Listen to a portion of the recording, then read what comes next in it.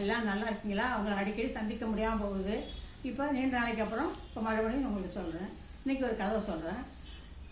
பிறக்கிற எல்லாமே இறப்பு உண்டு, இறக்குறது எல்லாமே பிறப்பும் உண்டு.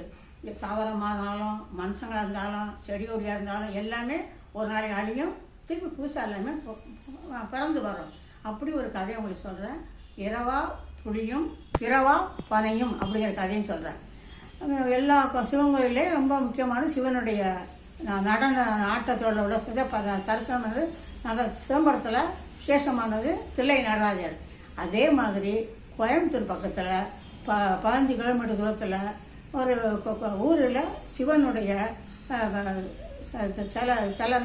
சிலை ரூபத்திலேயே இருக்குது.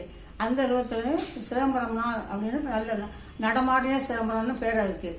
அந்த ஊரில் என்னென்னா நம்ம மக்கள் சாமியை கும்பிடும்போது பொருள் வேணும், காசு வேணும், பணம் வேணும், பதவி வேணும், பட்டம் வேணும், நான் அப்படி படிக்கணும் அப்படி எதுவுமே நம்ம வேண்டக்கூடாது. அந்த சாமியை அவர்கிட்ட என்ன கேட்கணும்? முக்தியை கொடு, எனக்கு பிறவா வரம் கொடு, முக்தியை கொடுன்னு மட்டும்தான் கேட்கறது தான் அந்த அங்கே இருக்கிறாரு. அதுக்கு என்ன காரணம்னு சொன்னால், இந்த 4 இருக்காங்கல்ல, அப்பர் சுந்தரர், மாணிக்கவாசகர், ஞான சம்பந்தர்னு. அதில் சுந்தரர் 2 மனைவி வச்சிருந்தார். சங்கிலியார் ஒன்று, பரவினாச்சியார் ஒன்று கல்யாணம் பண்ணியிருந்தாலும் அவர் அடிக்கடி சிவன் என்ன கேட்பாரு, எனக்கு பொருள் கொடு, எனக்கு பணம் கொடு அப்படின்னு பாட்டு பாடி அது சிவன் கொடுப்பார் அவருக்கு. ஏன்னா அவங்களுடைய கல்யாணத்தை நடத்தி வச்சது சிவன் தான். அதனால் அவர் கேட்குறப்பெல்லாம் அவருக்கு பொருள் கொடுப்பாரு. அப்போ ஒரு தடவை அந்த ஊருக்கு அந்த சுந்தரர் அந்த பணம் கேட்க வருவார், சிவனை பற்றி பாட்டு பாட வருவார். ஆனால் சிவன் அந்த கோயில் என்னென்னா, சிவன் யாருக்கும் பணமோ பொருளோ கேட்கக்கூடாது, வெறும் இறந்தால் முக்தி சிவபதனை அடையணுங்கிற மட்டும்தான் கேட்டு வரம் கேட்கணுன்னா, இவர் பாடினா நம்மளால் கொடுக்காம இருக்க முடியாது சொல்லிட்டு என்ன பண்ணுவார், அந்த சுந்தரர் வர நேரத்தில் அந்த சிவனும் பார்வதியும் ஒரு விவசாயி மாதிரி வேஷம் போட்டு பக்கத்தில் போய் வயலில் போய் வேலை செய்ய போயிடுவாங்க. இவர் பாடுவார், பாடிட்டு பார்ப்பாரு, கோயிலில் ஒன்றுமே இருக்குது, வெறுமனே இருக்குது, சாமியும் இல்லை அம்மனும் இல்லை, ஒன்றுமே இல்லை. என்னது சாமி அம்மனை காணுங்கிறப்போ பக்கத்தில் உள்ள வயலில் வேலை செஞ்சவங்கெல்லாம் யாருப்பா புதுசாக 2 பேர் இந்த புருஷன் முன்னாடி வயலில் வேலை செய்கிறாங்களே, இவங்க யாராக இருக்கும், ஆனால் நம்ம ஊரில் உங்களை பார்த்து இல்லையே, புதுசாக இருக்க சொல்லக்குள்ள.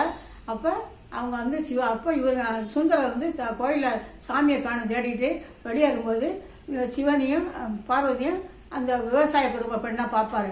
இப்போ சிவன் சொல்லுவார், இந்த கோயில் நீ பொருள் கேட்க என்னை பாடுற, என்னை பற்றி நீ புகழ்ந்து பாடுற, உன்னுடைய புகழ்ச்சிக்கு மயங்கி நான் எதுவும் தந்திரப்படாங்கிறதுக்காக நான் அதை தவிர்க்கிறதுக்காக நான் அந்த விவசாய குடும்ப பண்ணோம் நாங்கள் உன்னை காட்சி கொடுக்குறேன்னு சொன்னோன்னே இவருப்பா சரி எனக்கும் முக்தி கொடுக்க அப்படின்னு சுந்தரர் அந்த கோயிலில் அவர் வேண்டாரு.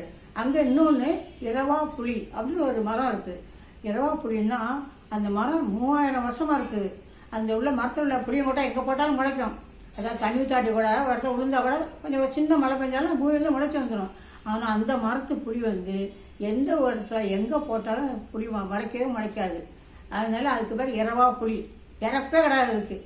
அதே மாதிரி இன்னும் 100 எல்லா பனைமரமே 100 வருஷம் இருக்கும். அப்புறம் நிறைய பூத்து அப்படி தானாக தீஞ்சு போயிடும். ஆனால் அந்த ஊரில் ஒரு பனைமரம் இருக்குது, அதுவும் 3000 வருஷத்துக்கு இருக்குது. அது பிறவா பனை, அது பிறப்பே கிடையாது இருக்குது. அது பிறக்கலை, பிறந்ததுலேருந்து இப்படியே தான் இருக்குது. அதுக்கு இறப்பு கிடையாது, இதுக்கு பிறப்பு கிடையாது. அப்படிங்கிற மாதிரி இரவா புளி பிறவா பனைங்கிற ஊரில் அந்த மாதிரி இருக்குது. ஆனால் அதே மாதிரி அந்த ஊரில் விசேஷம் என்னென்னா, அந்த எல்லாம் மாடு எல்லாம் சாணம் போட்டாலும் கொஞ்சம் அப்படி வச்சா புழு கொடுக்கும் இல்லையா, அந்த ஊரில் அந்த மாதிரி சாணங்கள்லையோ எரு ஆட்டு எதுவுமே புழுவே வைக்காது. அவ்வளோ ஒரு புனிதமான ஒரு ஊர். அதுக்கு அந்த ஊரில் இப்போவும் அதுக்கு பேர் மேல சிதம்பரம் அப்படின்னு பேர். சிதம்பரம் மாதிரியே போய் முக்தி பெறதுக்காக சாமியை கும்பிட்றதுக்காக அந்த ஊருக்கு போகிறது சிறப்புடையது. இந்த கதையை சின்ன கதையை உங்களுக்கு பிறவா புளியும் இரவா பனையும் கதையை சொல்லிடுறேன்.